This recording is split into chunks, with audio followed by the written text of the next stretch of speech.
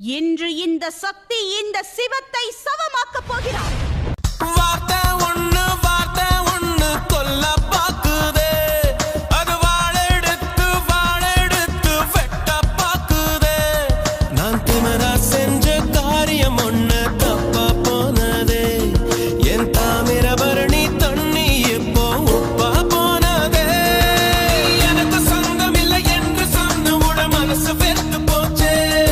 என் நிழலில் கூட இப்போ ரத்தம் கொட்டுதடி, இதயம் சுருங்கி போச்சே. இன்று மகாகாளி மகாதேவனை அழிக்கப் போகிறார். உறவுகள் எனக்கு அது புரியல, சில உணர்வுகள் எனக்கு அது விளங்கல. கலங்கர விளக்கமே இருட்டுல